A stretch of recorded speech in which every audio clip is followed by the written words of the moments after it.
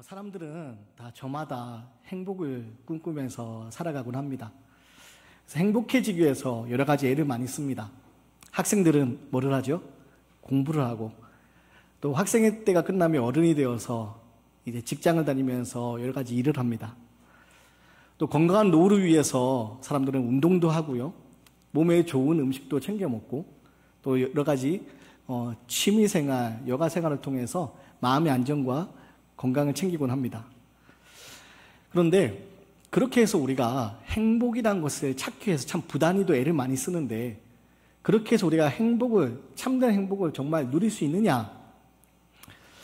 물론 그렇게 해서 우리가 행복이라는 것을 손에 넣을 수도 있겠지만, 문제는 이 행복이라는 것이 어떤 우리의 노력으로 우리가 무엇인가를 소유함으로 인해서 행복해지지 않는다는 겁니다.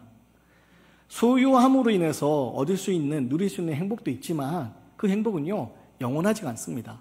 길지가 않습니다. 왜냐하면 세상의 것은 변하기 때문입니다. 세상의 것은 낡아지기 때문입니다. 그래서 우리가 노력으로 인해서, 우리가 소유함으로 인해서 얻을 수 있는 행복은요, 아주 제한적입니다. 조건이 변하고 환경이 변하면 그 행복이 사라지기 때문입니다. 제가 아이폰을 사용하는데요, 한국에 아이폰이 출시되고 나서부터 지금까지 계속 아이폰만 사용하고 있습니다. 그리고 심지어 예전에는요, 아이폰 새로운 모델이 나올 때마다 매해 새 아이폰으로 바꿔서 그렇게 사용을 했습니다. 왜냐하면 새로운 핸드폰을 사용하면서, 또 새로운 기능이 추가된 그 핸드폰을 사용하면서 새로운 기능을 막 사용하면서 얻는 그런 기쁨이 있었어요. 그래서 아이폰을 해마다 새롭게 출시될 때마다 새 아이폰을 꼭 사곤 했습니다. 그 새 아이폰을 사면 어떻게 했을까요? 그 아이폰이 깨지지 않도록 그 위에 심지어 강화 유리로 된 필름 액정도 붙이고요, 그 아이폰 케이스 사가지고 꽁꽁 이렇게 안 망가지도 그렇게 합니다. 근데 지금은 제가 어떻게 쓰느냐? 지금 아이폰 강화 유리도 붙이지 않고, 그리고 케이스에도 넣지 않고 끼워진 상태로 그냥 그렇게 지냅니다. 왜냐? 새 아이폰이 출시되었을 때, 새로운 것을 소유했을 때, 새 기능을 사용했을 때 누릴 수 있는 기쁨이 있었는데, 그 기쁨이 영원하지 않더라고요. 그래서 요즘에는 아이폰 몇 가지 나왔는지 관심도 없습니다. 지금 쓰고 있는 건 망가질 때까지 아마 사용할 것 같습니다. 왜냐하면 새 것을 소유함으로써 누릴 수 있는 기쁨이 영원하지 않다는 것을 알게 되었고, 그래서 지금 있는 거 잘 사용하는 게 제가 잘 사는 방법이라 생각되기 때문입니다. 여러분, 이처럼 우리가 소유로 얻는 행복에는 한계가 있다는 겁니다. 낡아지고 조건과 환경이 변하면 그 행복의 이유가 사라집니다. 근데 어떤 사람들은요, 도저히 행복할 수 없는 것 같은 상황 가운데서, 아무것도 없는 그 상황 가운데서, 때로는 아무것도 없는 정도가 아니라 너무나도 괴로운 상황 속에서도 행복을 이야기하는 사람들을 보았습니다. 심지어 저 같으면, 나라면 저런 상황 가운데 버틸 수 있을까? 싶을 정도로 너무나도 괴로운 상황 가운데 놓인 사람들을 보았습니다. 근데 경제적인 문제든, 아니면 물질의 문제든, 건강의 문제든, 관계의 문제든, 나는 저 상황 가운데 버티기 너무 힘들 것 같은데 라는 생각이 드는 그 자리에 너무나도 행복하다고 이야기하면서 버티시는 모습을 보았습니다. 버티는 정도가 아니라 정말 행복을 누리며 살아가는 그런 사람들을 보았습니다. 어떤 차이가 있을까? 세상 사람들은 많은 것을 소유함으로 인해서 행복해지게 참 애를 쓰는데, 소유하지 않고도, 아니 심지어 소유하지 않는 정도가 아니라 너무 괴로워 보이는 삶의 자리인데, 너무 괴로워 보이는 환경 속에서 어떻게 행복을 고백할 수 있을까? 가만히 생각해 봤더니요, 참된 행복함을 고백하는 사람들의 공통점이 있었습니다. 그것은 뭐냐? 세상의 것으로 인한 여러 가지 조건과 환경으로 인해서 행복하다고 이야기하는 것이 아니라 믿음으로, 하나님과의 관계에서 누리는 행복을 누리는 사람들이라는 것을 깨닫게 되었습니다. 다시 말해서 믿음이 있는 사람들, 그 믿음으로 하나님을 신뢰하는 사람들은요, 어떤 상황에 놓여진다 할지라도, 어떤 자리에 놓여진다 할지라도 그 믿음을 통하여서 행복을 누릴 수 있게 되더라고요. 마치 사도 바울이 복음을 전하다가 감옥 안에 갇힌 상황에서 뭐라고 고백합니까? 빌립보서를 보면요, 기쁘다라고 고백합니다. 감옥 안에 갇혀있는 사도 바울이요, 자기는 기쁘다라고 고백합니다. 그리고 빌립보 교회 교인들을 향하여서 내가 기뻐하는 것처럼 너희도 항상 기뻐하라 라고 그렇게 이야기합니다. 여러분, 바울이 처한 상황을 보며 기뻐할 수 없는 상황 아닙니까? 감옥에 갇힌 상황입니다. 그 상황은 누가 봐도 괴롭고 고통스러운 상황인데 바울은 뭐라고 고백하냐면 기쁘다라고 고백합니다. 왜냐하면 여러 가지 환경 속에서 비록 고통의 자리처럼 여겨지는 감옥 안에 놓여 있지만 그 안에서 하나님과의 관계에서 누리는 복, 그 행복을 바울은 소유했기 때문입니다. 그 행복 가운데 있었기 때문에 바울은요, 행복하다라고 기쁘다라고 고백할 수 있었습니다.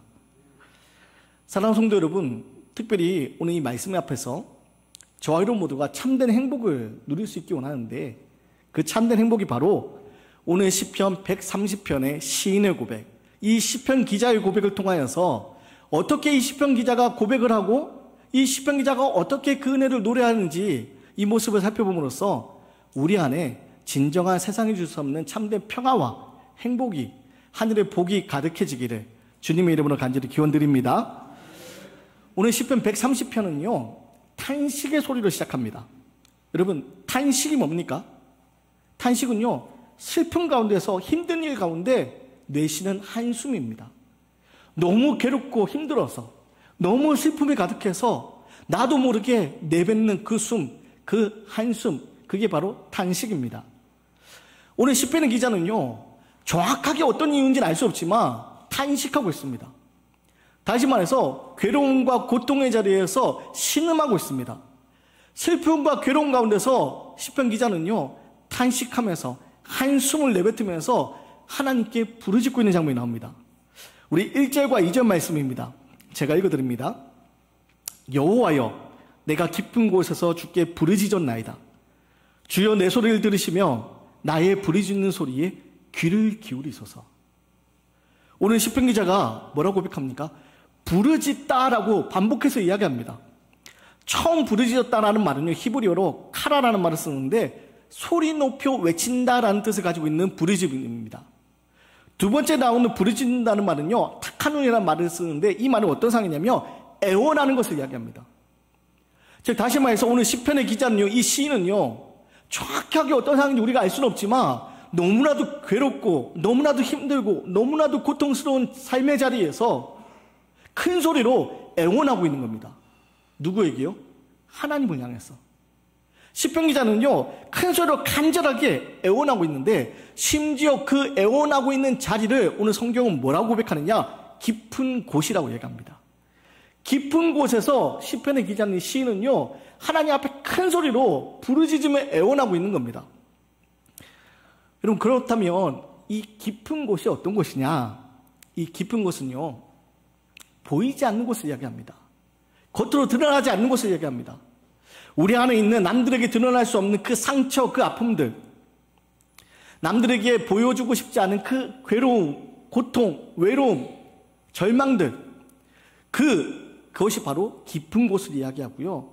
이 깊은 곳은요 마치 바다 깊숙한 곳, 바다 심해 깊은 곳에서 내가 숨도 쉴 수 없고 내가 숨조차 마음대로 쉴 수 없고 심지어 그 바다 깊은 곳에서 하늘의 빛이 더 이상 비춰지지 않아서 캄캄한 절망의 자리, 그게 바로 이 깊은 곳입니다. 다시 말해서요 오늘 시인은, 이 시편의 기자는요 괴로운 가운데 놓여 있는데 이 괴로운 가운데서 절망의 자리에 놓여 있는데 아무데도 기댈 곳이 없는 곳입니다. 누구에게 도움을 바랄 수도 없고요, 심지어 가족에게 도움을 요청할 수도 없고, 심지어 지금 이 아무런 소망의 빛이 보이지 않습니다. 캄캄한 바다 깊은 심해 깊은 곳에서 숨도 제대로 쉴 수 없는 것 같은 그런 고통, 그 깊은 곳에서 너무나도 괴로워서 숨도 제대로 쉴 수 없는 그 고통, 그 고통의 자리, 아무것도 바랄 수 없는 그 절망의 자리, 그게 바로 이 깊은 곳입니다. 근데 그 깊은 곳에서 오늘 시인이 무엇을 합니까? 시편의 기자는요 하나님을 향해 부르짖는다는 겁니다. 아무것도 기댈 수 없는 그 절망의 자리에서 숨도 제대로 쉴 수 없는 고통 가운데서 아무런 희망이 보이지 않는 그 가운데서 하나님을 향해서 큰 소리로 애원한다는 겁니다. 그래서 말하는 겁니다. 주여, 내 소리를 들으시며 나의 부르짖는 소리에 귀를 기울이소서. 사랑하는 여러분, 오늘 이 말씀 앞에서 우리가 생각해야 될 것이 있습니다. 우리 이 땅 살아가면서 깊은 곳에 처할 때가 있습니다. 이 땅에서 우리가 하나님 은혜 가운데 참 아무런 어려움 없이 살았으면 좋겠지만 때때로 우리의 삶에 깊은 곳에 처할 때가 있다는 겁니다.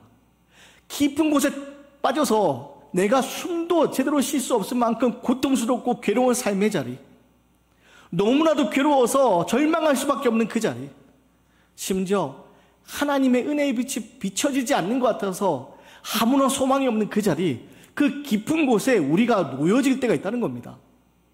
근데 여러분, 그 깊은 곳에서 우리는 무엇을 해야 됩니까? 오늘 시인의 모습을 떠올려야 됩니다. 그 깊은 곳에서 너무 괴로워서 숨도 쉴 수 없는 그 자리에서, 아무런 빛이 보이지 않는 캄캄한 그 절망의 자리에서 시인은요, 오히려 큰 소리로 하나님께 애원하는 겁니다. 주여, 내 소리를 들으시며 나의 부르짖는 소리에 귀를 기울이셔서. 왜입니까?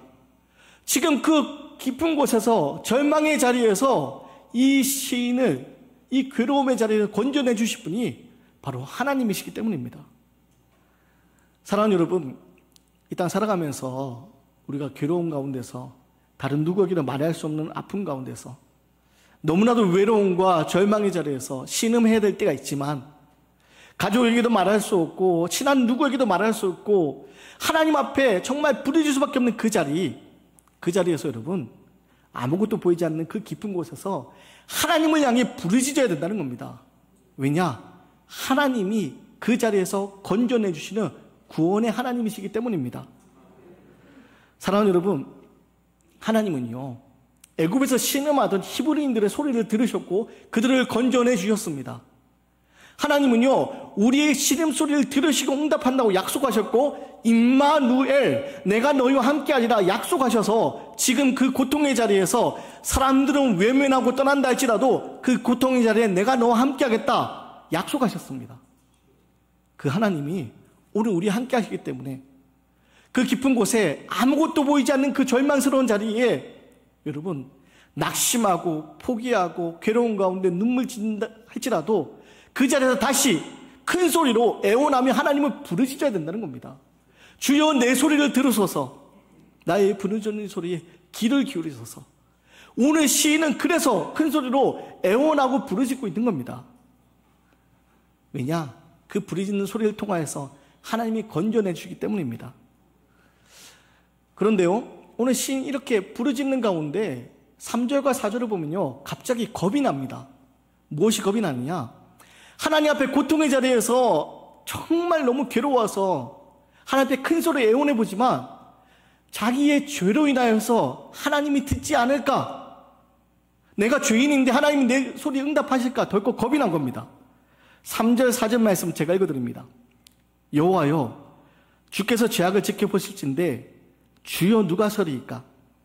그러나 사유하심이 주께 있음은 주를 경외하게 하심이니이다. 원문의 뉘앙스를 살려보면요, 이렇게 되어 있습니다. 만약 주님이 죄를 살피신다면 감히 그 앞에 어떻게 설 수 있겠습니까? 지금 시인은 너무나도 괴로운 가운데서, 깊은 곳에서 숨도 제대로 쉴 수 없는 그 고통 가운데서 하나님께 부르짖으며 하나님의 도움을 구하고 있는데 갑자기 덜컥 겁이 나는 겁니다. 내가 지은 죄로 인하여서 하나님이 나를 외면하시면 어떡할까? 죄가 있는 그 사람이 누가 하나님 앞에 바로 서 있을 수 있을까? 시인 덜컥 겁이 난 겁니다. 사랑하는 여러분, 우리 안에 죄가 다 있습니다. 이 자리에 있는 저와 여러분 모두에게 죄가 다 있습니다. 그리고 그 죄의 문제는요, 하나님과 우리 사이를 단절시킵니다. 그 죄는요, 하나님 앞에 가까이 나아가지 못하게 우리를 가로막습니다.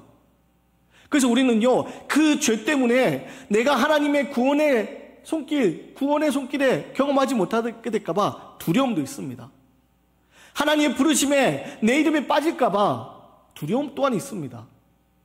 오늘 시인이 그런 마음으로 지금 부르짖고 있는데 자신의 죄 때문에 하나님이 자기를 용납하지 않을까 덜컥 겁이 났던 겁니다. 근데 여러분, 하나님 어떤 분이십니까? 하나님, 우리 죄로 인해서 우리를 정죄하고 내쫓으시는 분이 아닙니다.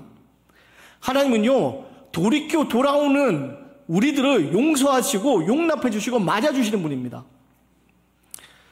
누가복음에 보면 돌아온 탕자의 비유에 관한 이야기 나옵니다. 그 이야기를 간단하게 말씀드리면 두 아들이 있는데 그중에 둘째 아들이 아버지에게 찾아가서 이야기합니다. 아버지 언젠가 죽게 될 텐데 아버지 죽고 나면 그 유산 나한테 돌아오게 될 텐데 아버지 지금 그 유산을 내게 먼저 좀 주십시오. 내 분깃을 내 몫을 먼저 주십시오. 아버지가 살아있는데 자기 몫을 떼어달라고 그렇게 가서 요구합니다. 그리고 어떻게 합니까?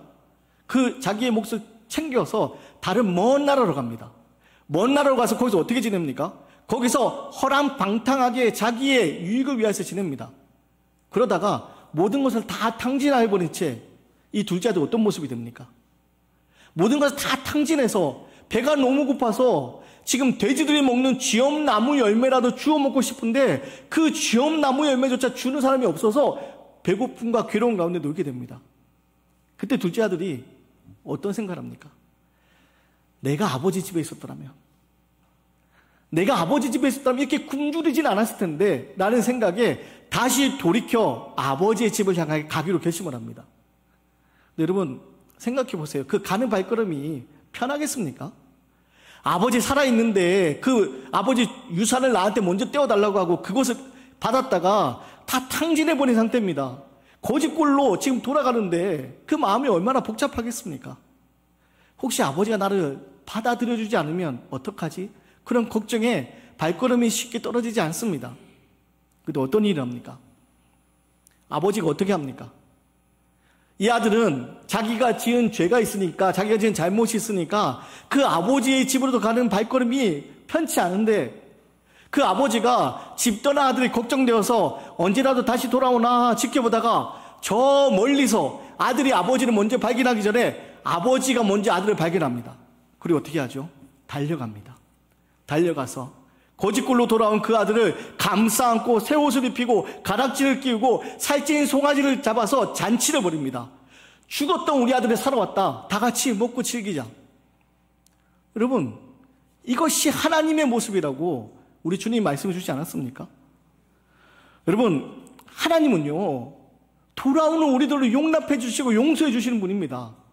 돌아오는 우리들에 대해서 여러분 어떻게 이런 죄를 지었냐고 우리를 정죄하고 내쫓으시는, 너는 내 자녀가 될 자격이 없다고 내쫓으시는 분이 아니라 돌아오는 우리를 맞아주시고 새 옷을 입히시고 가락지를 끼워주시면서 잔치를 벌여주시는, 용서하시는 분이 하나님이십니다. 그래서 오늘 시편 기자도요, 덜컥 겁이 났지만, 내가 지은 죄 때문에 하나님 앞에 서지 못할까 봐 덜컥 겁이 났지만 4절에 이야기합니다. 그러나 사유하심이 주께 있으면 주를 경외하게 하심이니이다. 내가 하나님 앞에 설 수 없는 존재이지만 하나님이 나를 용서해 주시기 때문에 내가 하나님 앞에 설 수 있음을 고백합니다. 깨닫는 겁니다. 그리고 그제서야 기다리는 소망의 고백이 등장합니다. 5절 6절 말씀입니다. 나 곧 내 영혼은 여호와를 기다리며 나는 주의 말씀을 바라는도다. 파수꾼의 아침을 기다림보다 내 영혼이 주를 더 기다리나니 참으로 파수꾼이 아침을 기다림보다 더하도다. 여기 보면요, 기다린다는 말이 반복해서 나옵니다. 여기서 여호와를 향해서는 기다린다고 말하고 주의 말씀을 바란다고 표현합니다. 그래서 기다린다는 말, 바란다는 말은요, 희망을 품고 있는 상태를 이야기합니다.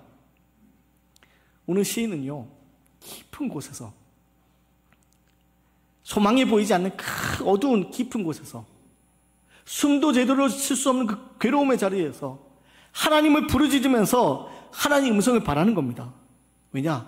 그 깊은 곳에 하나님 음성이 들려질 때 그 깊은 자리가 절망의 자리, 고통의 자리가 아니라 생명의 자리, 소망의 자리로 변화되기 때문입니다.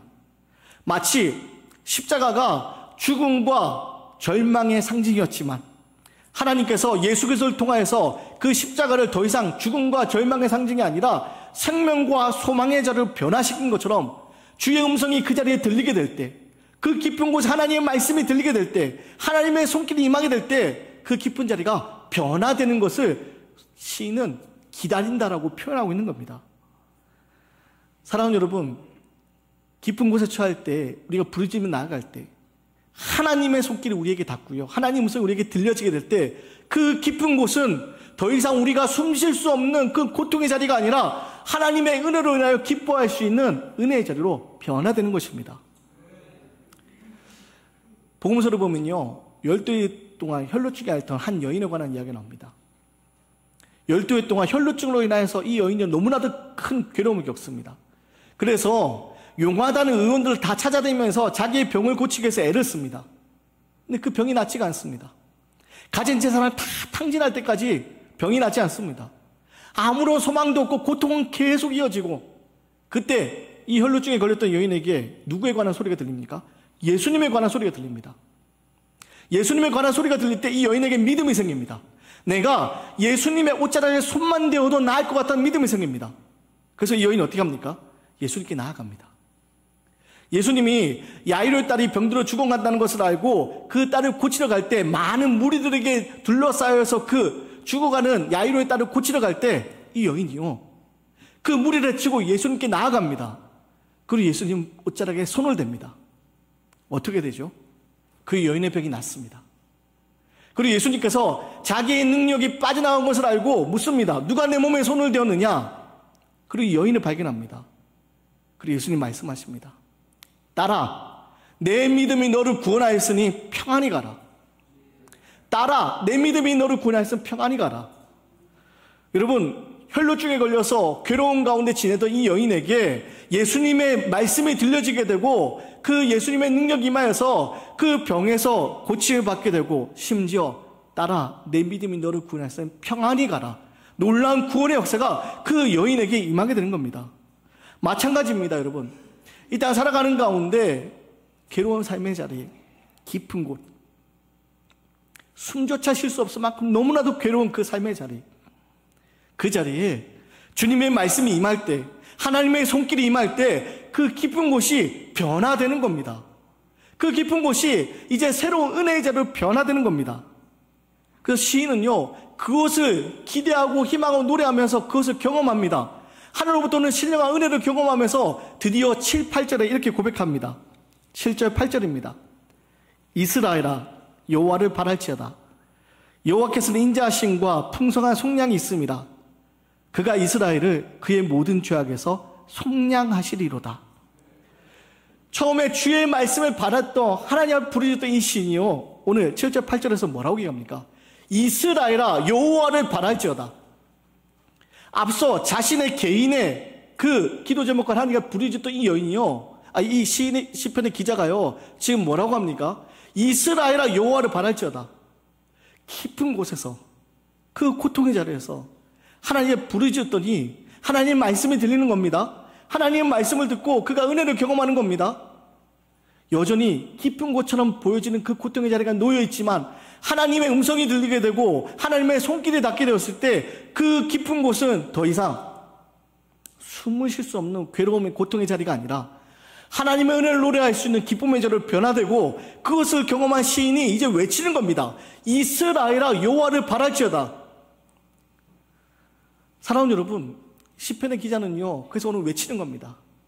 내가 만난 이 하나님을, 내가 만난 이 기쁨을, 내가 만난 이 놀라운 은혜를 너희들도 함께 누리기 원한다. 이스라엘아, 너희들도 여호와를 바랄지어다.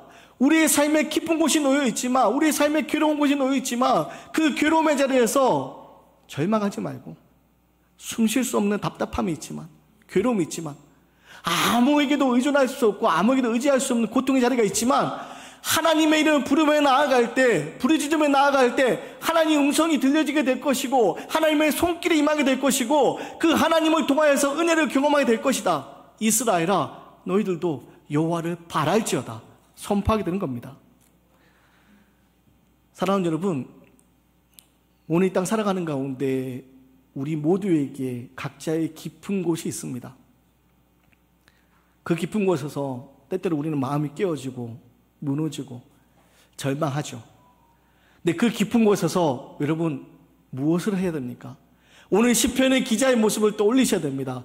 그 깊은 곳에서 우리는 하나님을 기다리면서, 하나님께 부르짖으면서 하나님의 음성을 듣고 이제 외치는 삶으로 변화되는 겁니다. 내가 그 고통의 자리에서 만난 하나님, 이 하나님, 너희들 고통의 자리에 있는 이들도 여호와를 바랄지어다 외치는 믿음의 삶이 되어야 됩니다. 울고 있는 사람과 함께 울 수 있어 행복하다라는 책에 대해서 전에 한번 소개해 드린 적이 있습니다. 유종옥 사모님의 그 글을 잠깐 소개해 드린 적이 있는데요. 말씀 준비하면서 이 사모님이 하셨던 그 대진표 바꾸기 다시 생각이 나서 그 대진표 바꾸기에 대한 이야기를 잠깐 드리고자 합니다. 이 유종옥 사모님이 대진표 바꾸기를 한대요.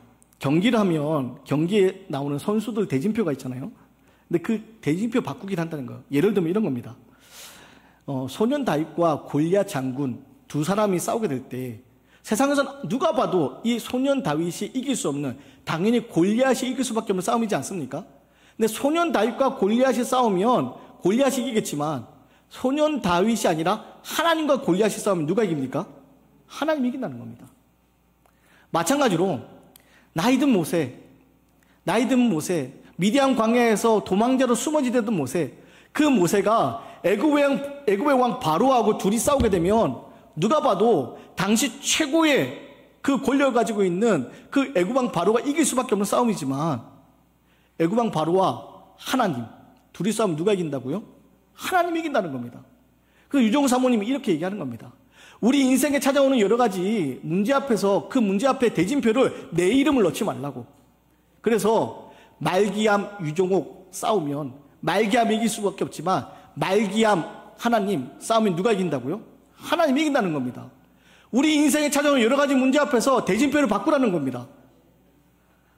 사랑하는 여러분, 깊은 곳에서 우리가 하나님의 이름 부르짖는 거 바로 대진표 바꾸는 겁니다. 믿음으로 하나님을 찾게 되는 거, 그 자리에 하나님의 음성이 들리게 될 때 우리의 대진표가 하나님으로 바뀌게 되는 겁니다. 사랑하는 여러분, 오늘 이 땅 살아가는 가운데 우리 삶에 깊은 곳이 있죠. 그 깊은 곳에서 여러분 숨 쉴 수 없는 괴로움, 답답함이 있다 할지라도, 그 캄캄한 곳에서 아무런 소망의 빛이 보이지 않는다고 할지라도 여러분 주의 이름을 부르짖으며 나아갈 때 하나님의 음성이 그 깊은 곳에 들려지게 될 것이고, 그 깊은 곳은 더 이상 우리를 괴롭게 만드는 고통의 자리가 아니라 하나님의 은혜를 기뻐하며 자랑할 수 있는 은혜의 자리로 변화됨을 믿음으로 바라보시기 바랍니다. 그래서 여러분 이 땅 살아가는 우리들 여호와를 바랄지어다, 하나님을 바랄지어다, 그 믿음으로 나아가는 우리의 모습이 되었으면 좋겠습니다.